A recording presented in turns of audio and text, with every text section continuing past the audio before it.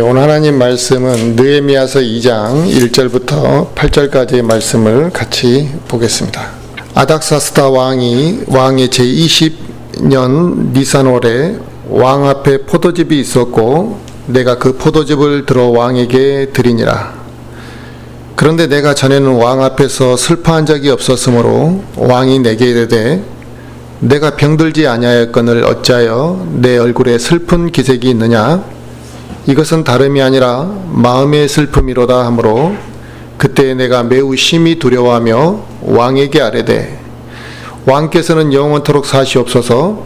그 도시 곧 내 조상들의 돌무덤이 있는 곳이 피폐하고 그 도시의 문들이 불타 없어졌사오니 어찌하여 내 얼굴에 슬픈 기색이 없사오리까 하매 이에 왕이 내게 이르되 그러면 내가 무엇을 원하느냐 하기에 내가 하늘의 하나님께 기도하고 왕에게 아뢰되 왕께서 만일 기뻐하시고 왕의 종이 왕의 눈앞에서 호의를 입었사오면 왕께서 나를 유다로 내 조상들의 돌무덤이 있는 도시로 보내사 내가 그 도시를 건축하게 하옵소서 하였는데 그때 왕비도 왕의 곁에 앉았더라. 왕이 내게 이르되 내 여행이 얼마나 걸리겠느냐? 내가 어느 때에 돌아오려느냐 하고 이처럼 왕이 나를 보내기를 기뻐하기에 내가 그에게 기한을 정해주고 또 왕에게 아뢰되 왕께서 만일 기뻐하시거든 강 건너의 총독들에게 내리는 편지를 내게 주사 그들이 나를 데려다가 마침내 내가 유다에까지 이르게 하시고 또 왕의 살림을 지키는 자 아삽에게 편지를 내사 그 집에 속한 궁궐의 문들과 그 도시의 성벽과 내가 들어갈 집을 짓기 위한 들보들을 만들도록 그가 내게 제목을 주게 하옵소서 하매 내 위에 임한 내 하나님의 선한 손에 따라 왕이 내게 허락하니라. 아멘. 오늘 하나님 말씀의 이제 주제는 절규하는 기도라는 주제로 말씀을 전하려고 합니다. 이제 바벨론 포로로 잡혀간 이스라엘 백성이 이제 예루살렘으로 이렇게 이제 돌아오게 됐는데, 이제 돌아왔을 때 모든 게 정상적인 게 아닌 거죠. 이제 예루살렘이 다 피폐하게 이제 무너져 있고, 또 그걸 재건하기도 힘든데 주변의 대적들이 가만히 있지 않고 여러모로 이제 귀찮게 이제 했던 것입니다. 그래서 말할 수 없는 이제 어려움을 겪고 있었는데, 이미 이제 피폐해졌기 때문에 예루살렘의 성벽은 다 무너져 버렸고, 성의 문들도 다 불탔고, 이스라엘에 남아있는 자라고는 소수가 남아있었는데, 대적들로 인해 공격당하고, 이런 비참한 상황에 이제 빠져 있었던 것입니다. 그래서 느헤미야가 예루살렘의 이런 비참한 상황을 이제 전해 듣게 되었는데, 그 상황을 전해 듣고 나서 자기의 나라, 자기의 동족이 그렇게 피폐하게 살아가는 것에 대한 문제를 굉장히 슬퍼하고 가슴 아파했던 것이죠. 그래서 자신의 조국을 위해 내가 어떤 일을 해야 되겠는가라는 그 열망을 가지고 하나님 앞에 간절히 4개월 동안 이제 기도하고 그가 이제 자신이 섬기던 왕 앞에 나아가는 그 장면이 이제 오늘 본문의 내용이 되겠습니다. 느헤미야서 1장 4절을 한번 볼까요? 느헤미야서 1장 4절. 느헤미야기 1장 4절에 보시면 내가 이 말들을 듣고는, 그러니까 이 말들이라는 것은 지금 이스라엘의 그 처참한 상황을 들었다 이 말입니다. 그래서 앉아서 울고 며칠 동안 애곡하며 하나님 앞에 금식하고 기도했다, 이렇게 지금 기록하고 있습니다. 이처럼 느헤미야는 예루살렘의 그 비참한 상황을 듣고서 가만히 그냥 있을 수가 없더라는 거죠. 그래서 울고 여러 날 애곡하고 심지어 금식하며 기도했다라는 것입니다. 그는 자신의 민족, 또 하나님의 그 백성의 일로 괴로워했다라는 거죠. 그래서 그는 단순히 그냥 하나님, 우리 민족이 그 불쌍함에서 좀 하나님께서 해결해 주시라고 이렇게 그냥 건성으로 기도한 게 아니라 간절하고 막 절규하는 기도를 했다라는 것입니다. 저는 이제 우리 교회 안에 우리 지체들도 마찬가지죠. 우리가 서로를 위해서 지금 기도합니다. 그런데 또 각자의 기도 제목이 있습니다. 그런데 자기 자신의 기도 제목도 간절하게 기도하지 않는데 다른 사람의 기도 제목을 어떻게 간절하게 기도할 수 있겠냐는 거죠. 그래서 저는 우리 교회 성도들이나 지체들이 자기 자신을 위해서도 좀 간절히 기도하고 또 간절한 마음으로 교회를 위해서도 기도함으로 인해 이 기도 생활이 좀 끊어지지 않기를 이제 간절히 바라는 마음입니다. 지금 우리가 살고 있는 이 시대가 배교의 시대 이렇게 표현을 합니다. 그러니까 교회가 하나님의 가르침에서 벗어나 버렸다는 것이죠. 근데 그 시간이 오랜 시간 지금 그 배교의 시간이 계속 오랜 시간 지속되고 있는 거죠.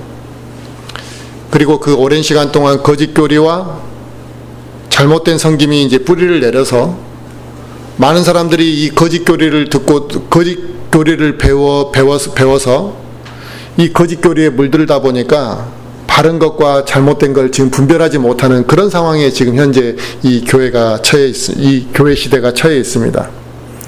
그래서 오랫동안 잘못된 것이 물들다 보니까 진리를 가르쳐주면 오히려 그걸 거부한다는 거죠. 그리고 오랫동안 붙잡았던 그 잘못된 교리를 붙잡고 하나님을 섬기려고 하는 그런 현실이잖아요, 지금 시대를. 그런데 우리는 이런 교회의 모습을 보면서 가슴 아파하냐 이거죠.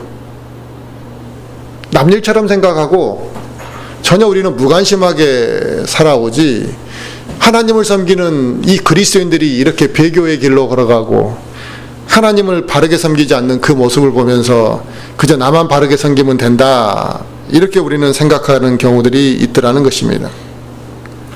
그래서 교회의 타락과 이 교회의 배교하는 모습을 보면서 절교하기는커녕 우리는 너무나 무감각하게 살아가고, 심지어 내가 몸담고 있는 교회의 문제조차도 우리는 무관심하고 기도하지 않고 살아간다는 사실입니다. 각 지역교회마다 수요기도회를 하지 않는 교회는 없습니다. 수요기도회가 다 어느 교회나 하고 있죠. 그런데 수요기도회라는 것은 기도를 하기 위해 모이는 날이죠. 평소에도 기도할 수 있지만 우리가 그날만큼은 다 같이 모여서 기도로 서로를 위해 기도하는 시간으로 갖고 있습니다. 그런데 참 아이러니한 것은 이 그리스도인들이 각 어느 교회나 마찬가지로 수요 기도회 때는 가장 적은 숫자가 모인다라는 사실입니다. 함께 기도하기 위해 모이는 것을 힘들어한다라는 것을 보여주고 있는 것이죠. 심지어 바른 말씀으로 믿고 섬긴다고 하는 그리스도인들도 별반 다르지 않다라는 것입니다.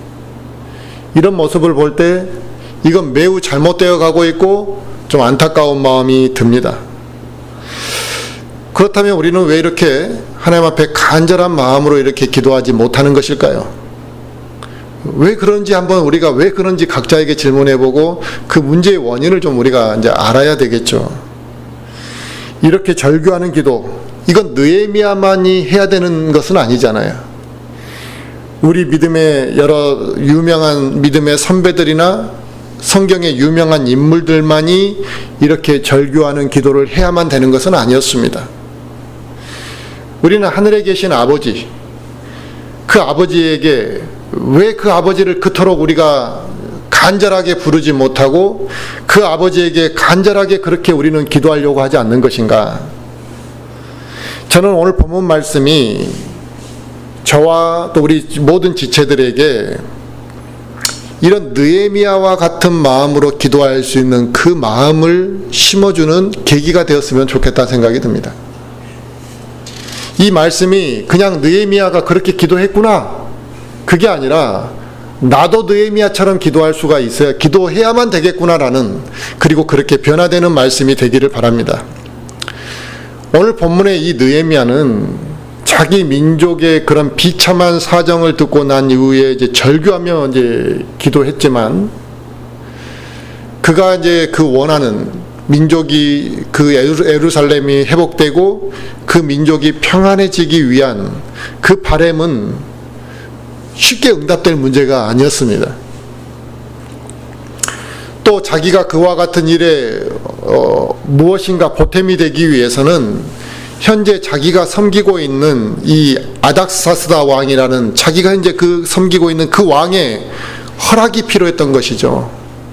그 허락이 필요하지 않으면 자기는 꿈쩍달싹도 할 수 없는 그런 상황에서 지금 기도하고 있는 것입니다. 그래서 에스라서 4장에 보면 이 아닥사스다 왕, 그러니까 느헤미야가 섬기고 있는 이 아닥사스다 왕이 과거 지금으로부터 10년 전에 어떤 명령을 내렸냐면 예루살렘에 재건을 하지 말라고 이 왕이 그런 명령을 내렸거든요.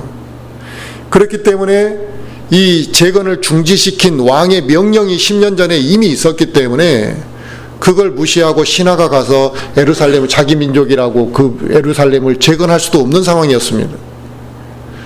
내가 섬기고 있는 그 왕이 명령한 일을 내가 거부한다라는 것은, 그것을 기도한다라는 것은 쉬운 일은 아니잖아요.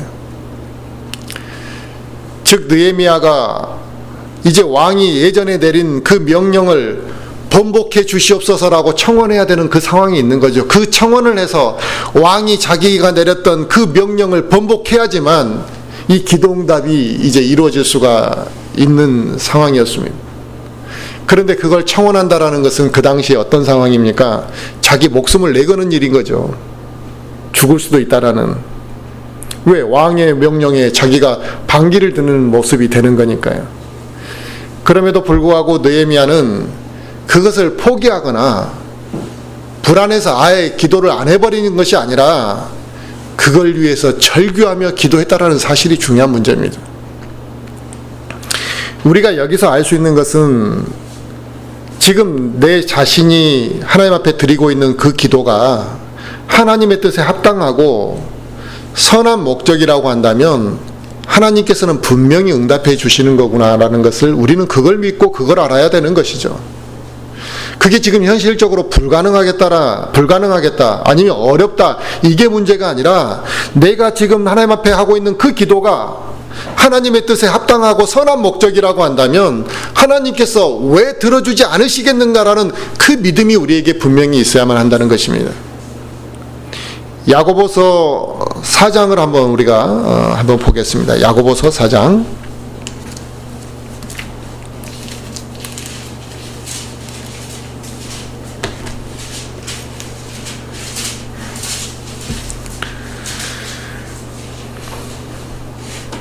야고보서 4장 3절을 보시면 너희가 구하여도 받지 못함은 그것을 너희의 정욕에 쓰려고 잘못 구하기 때문이라 그랬습니다. 아멘. 또 2절에도 한번 볼까요? 야고보서 4장 2절. 너희가 욕심을 내도 갖지 못하고 죽여서 싸우고자 해도 얻지 못하나니 너희가 다투고 싸워도 갖지 못함은 너희가 구하지 아니하기 때문이요 그랬습니다. 아멘. 내가 지금 하나님께 고백하는 기도가 정말 제대로 구하고 있냐 이거예요. 첫째는 그냥 내가 이미 판단 내리는 거죠. 뭐 이건 안 될 거야, 기도해봐도 뭐가 되겠어, 이렇게 내가 먼저 알아서 다 포기하고 내가 정리를 한다라는 것이고, 또 내가 지금 하나님 앞에 고백하는 기도가 정욕을 위해서 기도하는 것이냐, 아니면 하나님의 뜻에 정말 내가 합당한 기도 제목을 드러내려고 하고 있느냐. 만약에 내가 정욕을 위해서 기도하는 게 아니고 하나님의 뜻에 합당하게 기도하고 있다면 하나님이 그 기도에 응답해 주실 것이라는 믿음을 가지라는 것이죠. 그러고 기도해야 된다는 것입니다.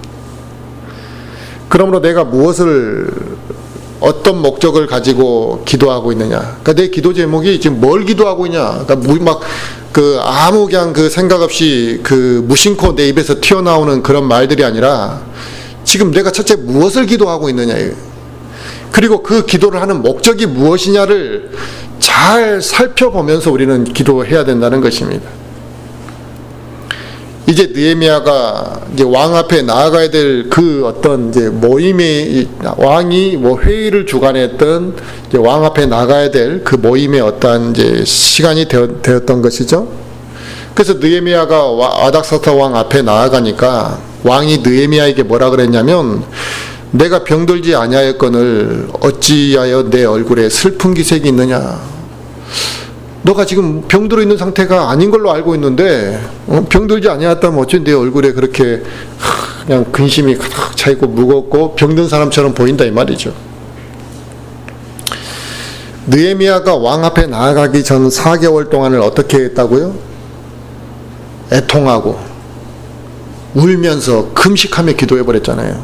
그러니 얼굴의 모습이 왜 그렇게 초췌하게 나타나지 않았겠습니까? 자기 민족을 위해 염려하고 자기 민족과 예루살렘을 위해 간절히 기도했을 뿐만 아니라 제대로 먹지도 못하고 기도했기 때문에 그의 얼굴이 달랐고 그의 얼굴에 슬픈 기색이 나타날 수밖에 없었다 이 말입니다. 하지만 문제는 뭐냐면 신하가 왕 앞에 슬픈 기색을 하고 나간다는 자체가 문제가 있는 거죠. 사실은요. 감히 누가 자기 개인적인 문제에 아무리 슬픈 일이 있다고 그걸 드러내면서 왕 앞에 나갈 신하가 어디가 있겠냐 이거예요.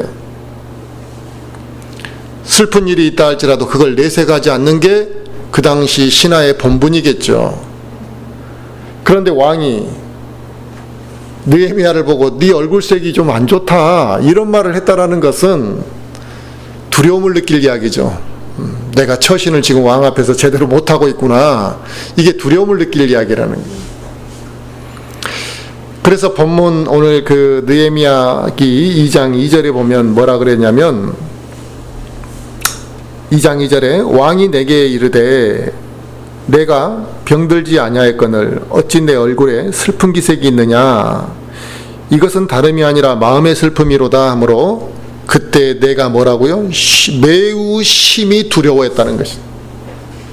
이런 걸 얼굴색으로 내비치면 안 되는데 지금 왕이 이런 걸 지적할 정도면 얼마나 지금 내가 지금 잘못하면 죽을 수도 있겠다라는 이 매우 심히 두려웠다 이렇게 지금 이제 했다는 것입니다.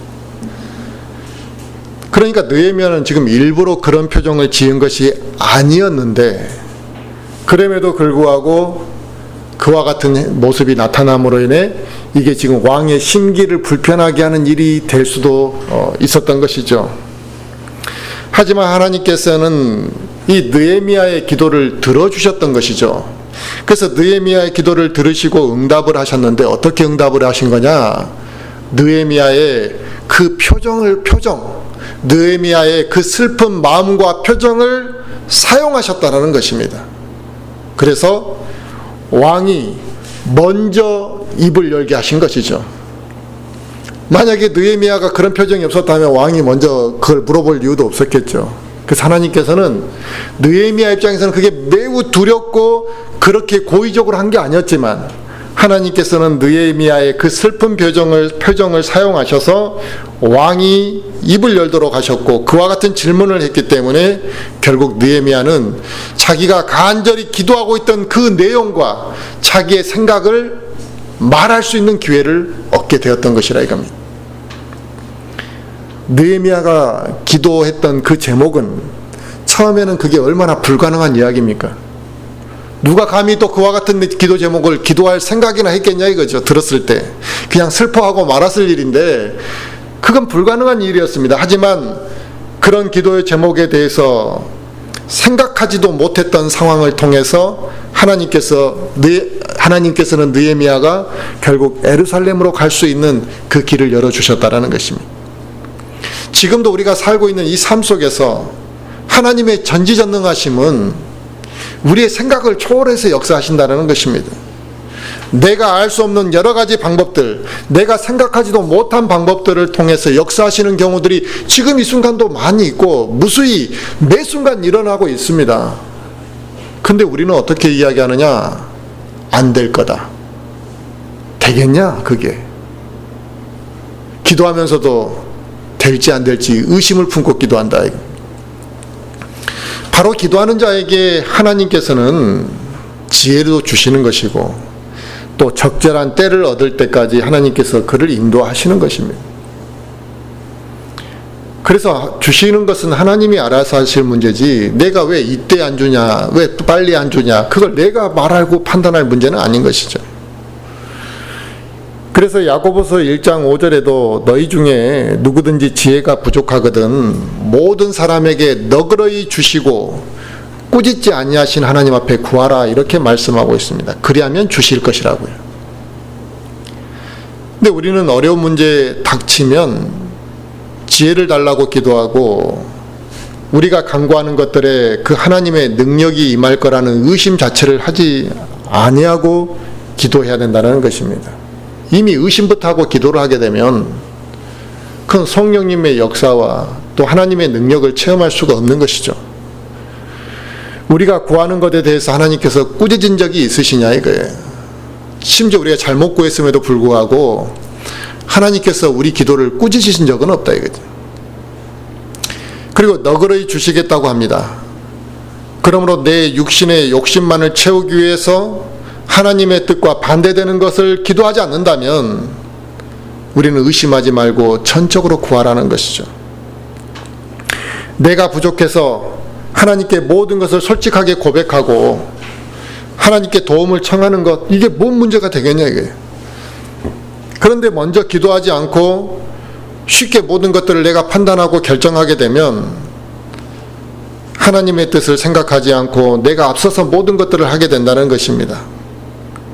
그래서 우리는 내가 모든 것을 앞서서 행하고 결정하고 행동으로 옮기다 보니까 내 인생의 삶 속에서 낭패를 보는 경우들이 매우 많고 이 꼬이고 얽히는 일들이 많다라는 것입니다. 그리스도인들과 교제하고 이렇게 상담하다 보면 어떤 그리스도인들은 그런 말을 하는 경우도 있습니다. 기도하는 것을 잊어버렸다. 그러니까 기도 생활은 기도하셨어요? 뭐 기도하고 기도 생활은 하세요? 그러면 요즘 기도하는 걸 좀 잊어버렸다고. 근데 그리스도인이 한번 생각해 보세요. 어떻게 그리스도인이 기도하는 걸 잊어버릴 수 있냐 이거예요. 그 말은 자기가 기도를 하지 않고 살아가는 것이고 기도에 대한 중요성을 모르고 살아간다라는 것을 증명하고 있는 거죠. 나는 기도가 얼마나 중요하지 나는 기도를 중요하지 않게 생각하는 사람이다. 또 나는 평소에 기도도 하지 않고 살아가는 사람이다. 이 말을 그냥 그렇게 하는 거예요. 기도하는 걸 잊어버렸다고. 정말 자신이 이 급박한 상황에 처할 때가 있잖아요. 내가 정말 위기에 처하고 어려움에 처하고 막 또 눈앞이 캄캄한 그런 상황에 있을 때 나에게 도움을 줄 수 있는 어떤 존재가 있다라는 사실을 알게 되면 그 존재, 나에게 도움을 줄 수 있다라는 그 존재가 있다라는 것을 알면서도 구하지 않을 사람이 누가 있겠습니까? 나 그 사람 잊어버렸다고 이렇게 말할 사람이 어디가 있겠냐. 아마도 나는 내가 그렇게 긴박하고 정말 급박한 상황에서 나에게 도움을 줄 수 있는 존재가 있다라는 걸 알면 제일 먼저 찾아가고 아마 제일 먼저 도움의 손길을 요청할 거라는 겁니다. 누가 시키지 않아도. 바로 우리가 간절히 기도하지 않고 기도에 열정이 없는 것은 내가 영적으로 깨어있지 못하기 때문이고 이 영적인 열정과 영적 상태가 식을 대로 식어서 냉랭해져 있기 때문에 나타나는 현상입니다. 우리는 오늘 본문에 느헤미야를 통해서 배워야 할 것은 무슨 일을 시작하기 전에 충분히 내가 기도하고 시작하느냐의 문제입니다. 이걸 우리는 배워야 합니다. 지금 느헤미야가 예루살렘을 재건하는 데 있어서 내가 어떻게 재건을 해보겠다 그런 말 자체를 먼저 하고 있는 게 아닙니다. 무엇을 내가 이루어보겠다라는 마음이 앞서는 것이 아니라 단지 마음속 저 깊은 곳에서부터 그냥 끌어올라오는 그 슬픔을 하나님 앞에 쏟아부었고 내가 할 수 있는 것이라고는 하나님 앞에 이것을 드러내고 간구 고백하는 것밖에 없더라 이거예요. 내가 뭘 하겠다라고 지금 하나님 앞에 기도하는 게 아니잖아요. 그냥 내 민족을 보니까 너무 슬프고 내 민족을 보니까 어떻게 저와 같이 하나님을 섬기는 백성들이 저래야 되는가. 하나님을 섬기는 그 성전이 있어야 될 곳에 어떻게 저렇게 이방인들이 짓밟아 버릴 수 있다는 말인가라는 그 슬픔을 그냥 하나님 앞에 쏟아 부었을 뿐이라는 것입니다. 그리고 이제 하나님의 도우심을 구하고 과연 그때가 언제인지를 기다리며 기도하고 있었던 것이죠. 그랬더니 오늘 본문 4절 느헤미야기 2장 본문 4절에 뭐라 그랬습니까? 이 왕이 내게 이르되 그러면 내가 무엇을 원하느냐 하기에 내가 하늘의 하나님께 기도하고 왕에게 아랬다 그랬습니다. 그러면 느헤미야는 왕이 지금 너가 그럼 뭘 원하느냐 이렇게 물었을 때 그냥 즉답을 지금 한 게 아니라 이거예요. 그 짧은 순간에 내가 하늘의 하나님께 기도하고 왕에게 말을 했다라는 것입니다. 이게 느헤미야의 자세입니다. 왕이 질문하고 느헤미야가 대답하기까지 그 짤막한 순간에 느헤미야는 순간적으로 하나님 앞에 기도하고 내가 왕에게 어떻게 대답할 것인지 하나님의 인도하심과 하나님의 도움을 구했다라는 사실입니다. 지금 느헤미야는 왕을 대면하는 순간 왕 앞에서 두려움을 느꼈던 순간입니다. 지금 긴장감이 가득 차 있는 팽배한 상황이죠. 그런데 그 왕의 질문을 그 상황에서도 왕의 질문을 받고서도 그 순간적으로 기도했다라는 것입니다. 사람이 긴장을 하게 되면 아무것도 생각이 안 날 때가 많습니다. 또 순간적으로 당황할 때가 있습니다. 별것도 아닌데 방송국 카메라 뭐 이렇게 오면서 인터뷰 한번 합시다 하고 카메라하고 마이크를 들이대면 뭔 말을 해야 될지 아무 생각이 안 납니다.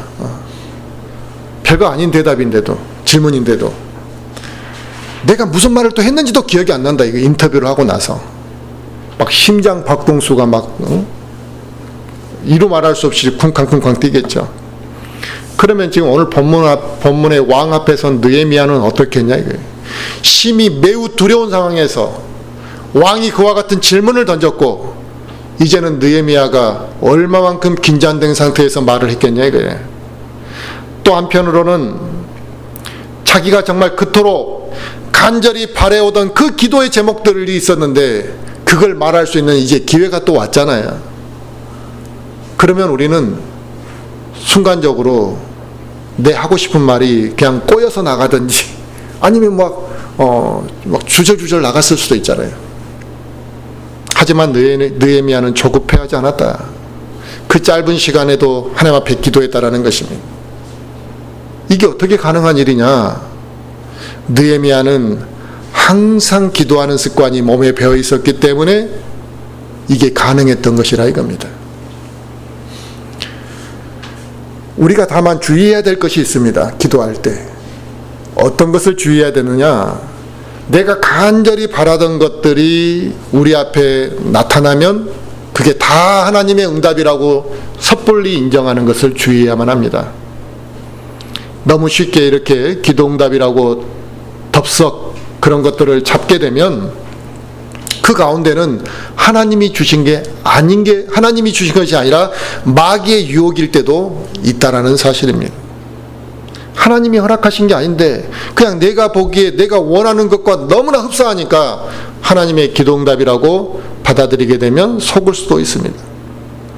하지만 느헤미야는 기도하는 사람이었고 이미 기도로 충분히 준비되어진 사람이었기 때문에 짧은 시간 동안에 또다시 기도하고 담대하게 왕 앞에 말할 수가 있었던 것이죠.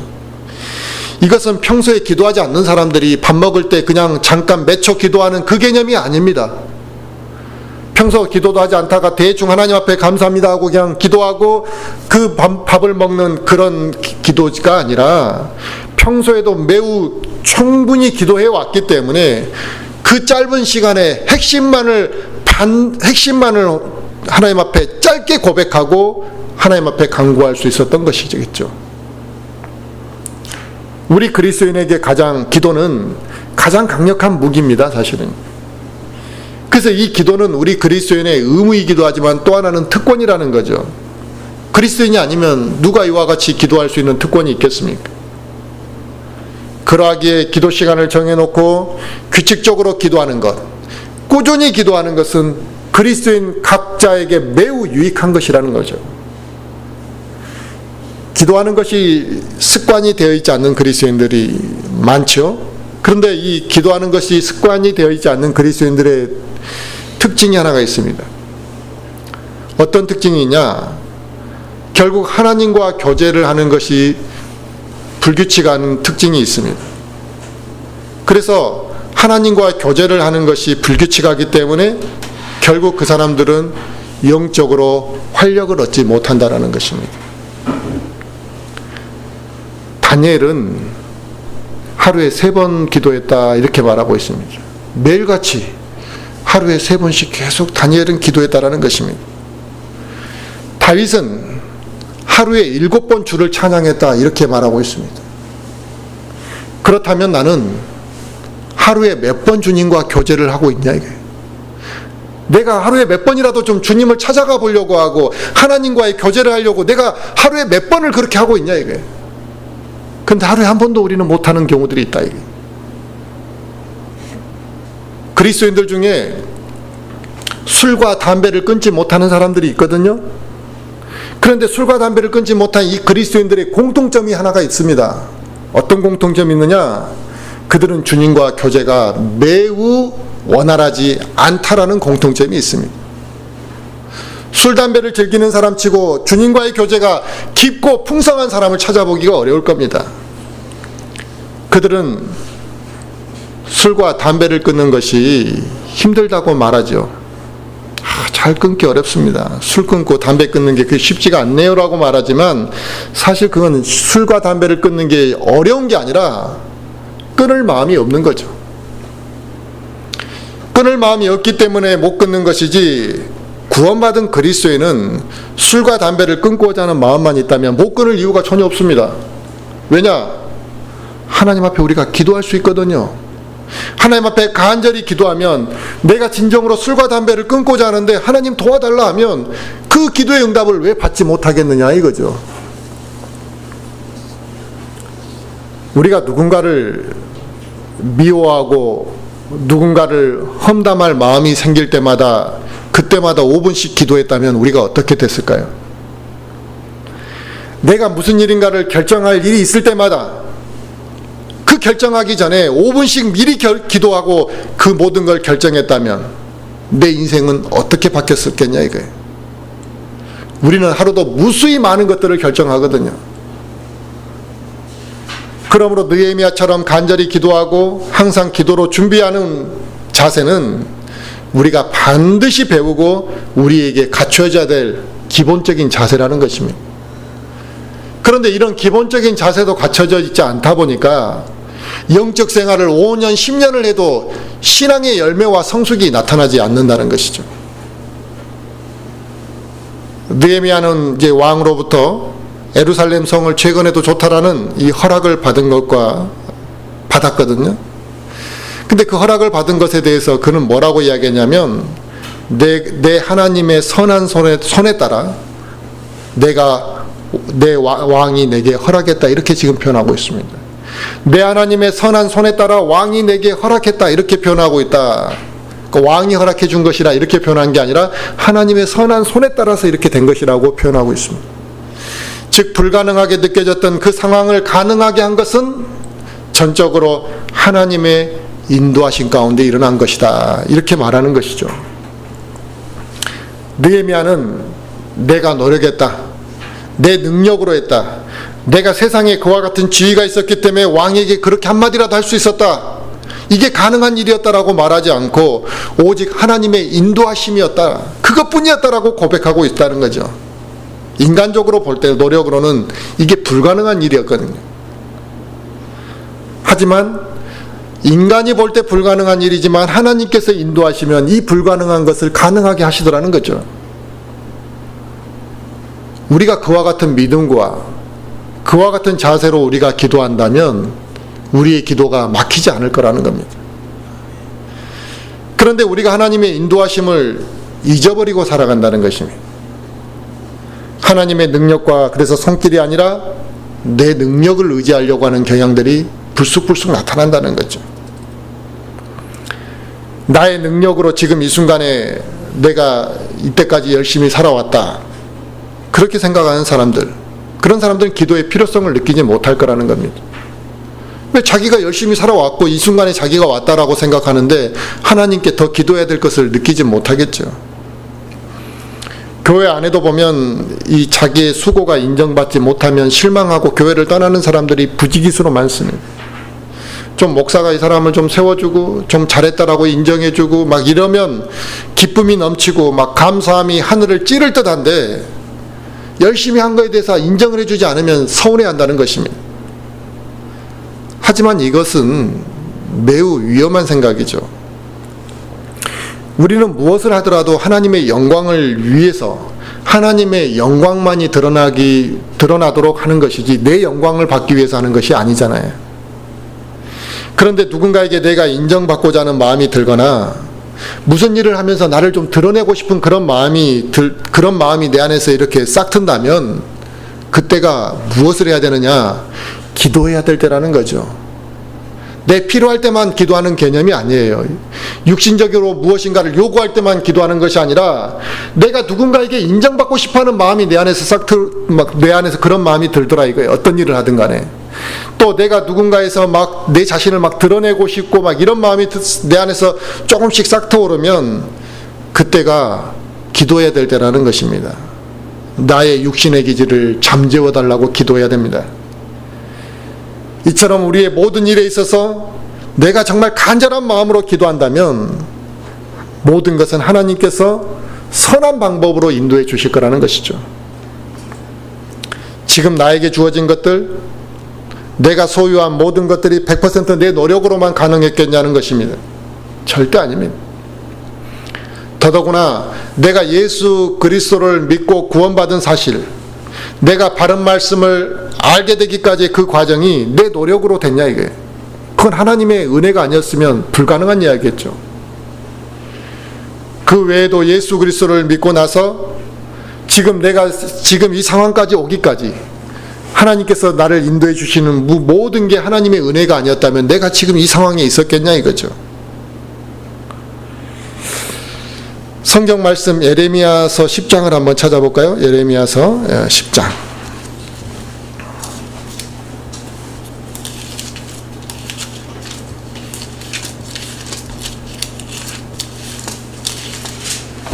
예레미야서 10장 23절을 한번 보겠습니다.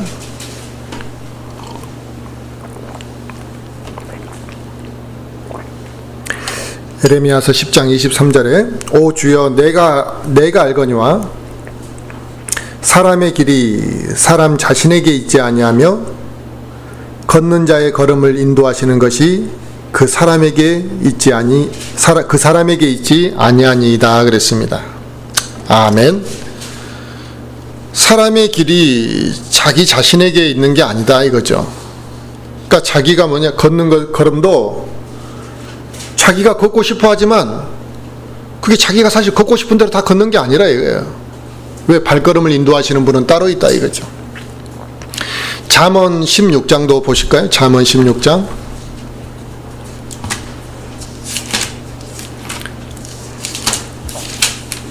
잠언 16장의 9절도 한번 보시면은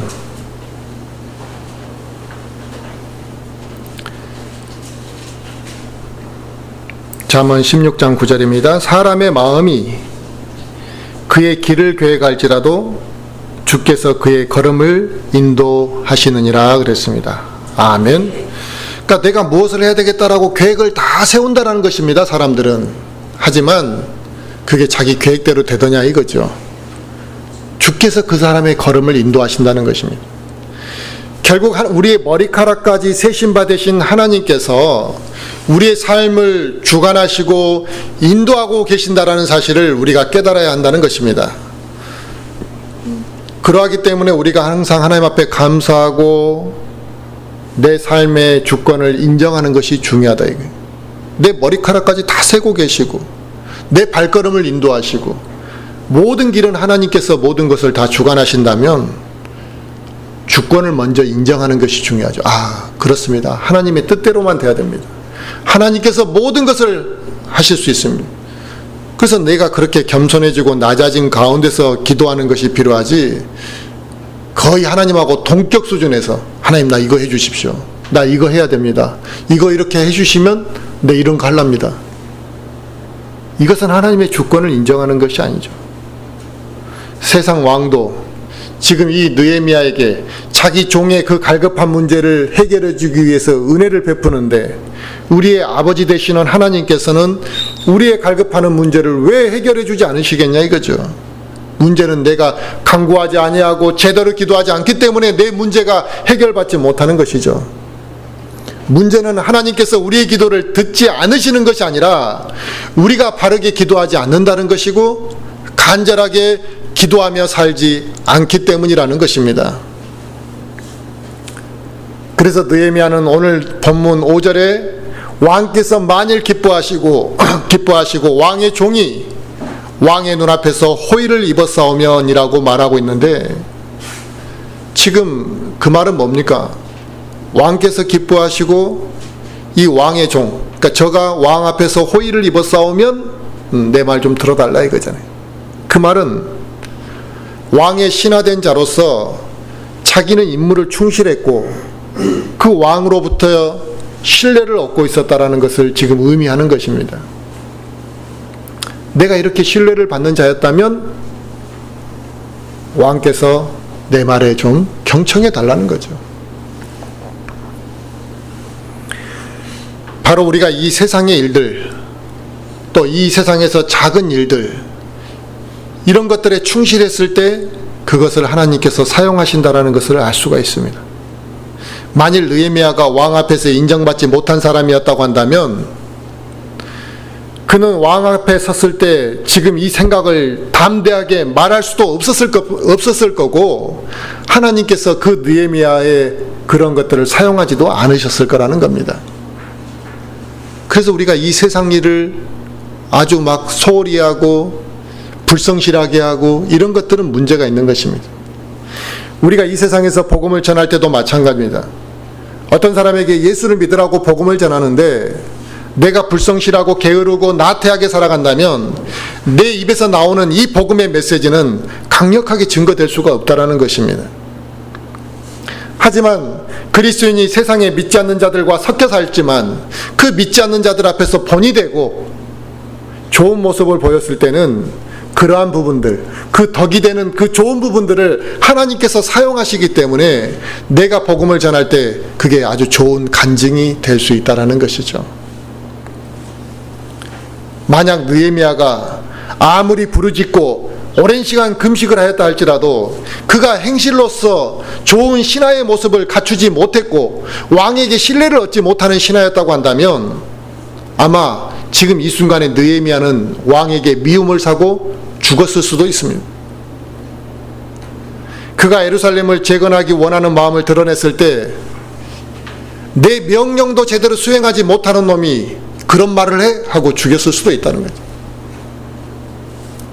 그러므로 그리스도인이 정말 내가 기도의 응답을 받기 원하고 더 많은 기도의 응답을 하나님으로부터 얻기를 원한다면 내 삶이 세상에서 바르고 덕이 되는 것이 필요하다 이거죠.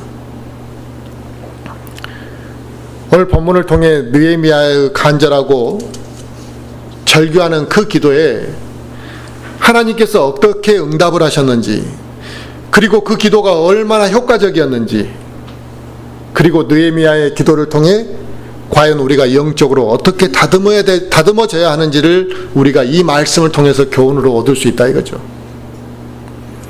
지금 우리도 이처럼 간절하게 기도하는 자세와 정말 믿음으로 기도하는 자세가 우리에게 절실히 필요할 때입니다.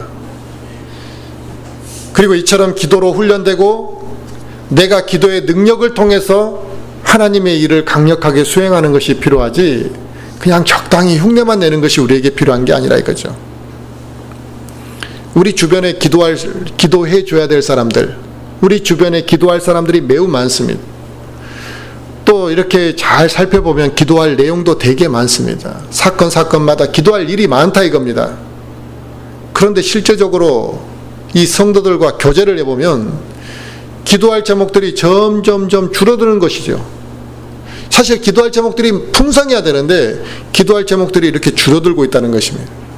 그것은 무엇인가 기도가 방해받고 있다는 거죠.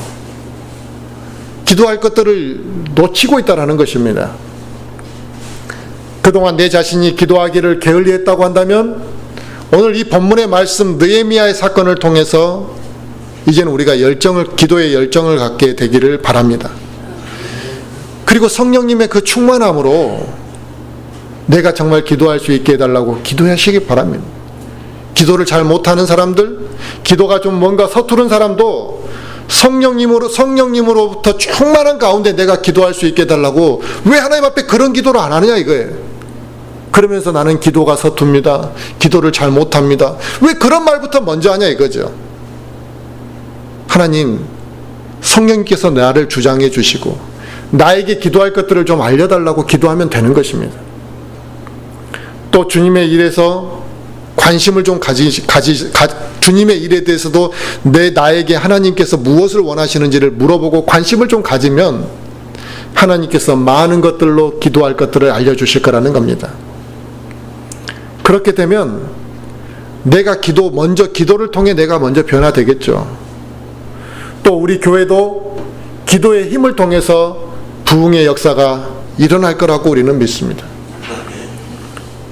오늘 본문 말씀이 저와 우리 모든 성도들에게 기도하는 그 자세를 변화시키고 기도에 열정을 주는 그 말씀이 되었으면 좋겠습니다.